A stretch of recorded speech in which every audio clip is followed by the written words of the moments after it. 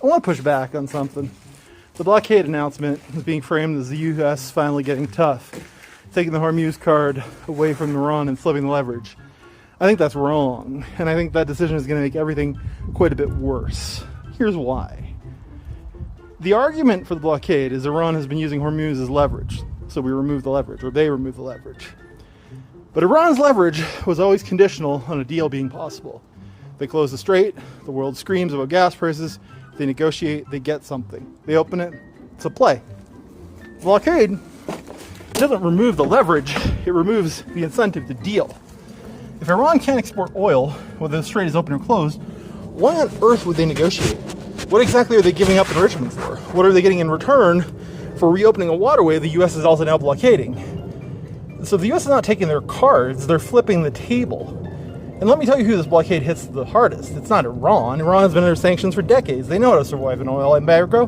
They've been doing it since '79. The country is getting destroyed by this are the ones that had nothing to do with it. Pakistan, already in a hyperinflationary economic crisis, relies on Gulf energy imports. Sri Lanka, the Philippines, sub-Saharan Africa, countries that are already rationing fuel, cutting government work weeks, restructuring their entire economies around a war they had no role in starting, and they can't stop. And now gasoline in the United States, golly, Boff wasn't wrong. Americans are about to feel this at the pump in a way they haven't yet. The blockade is not punishing Iran's government, it's punishing everybody else. And there's also the mine problem.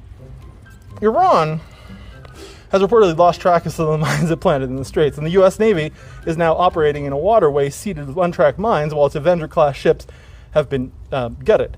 Mine clearance operations are apparently underway, but in an active conflict zone against an adversary that just watched the ceasefire collapse and has every reason to escalate. This isn't a controlled pressure campaign. This is two nuclear-adjacent states blocking each other in a literal minefield.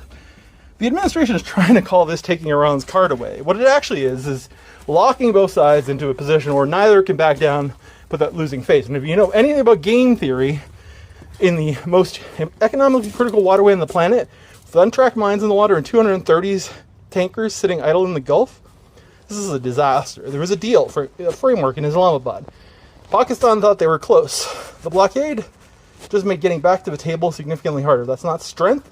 That's a cornered position dressing up as strength when it's actually weakness. And it is the most dangerous type of weakness against an adversary like Iran that's shown that it's come to play golf and not to fuck around.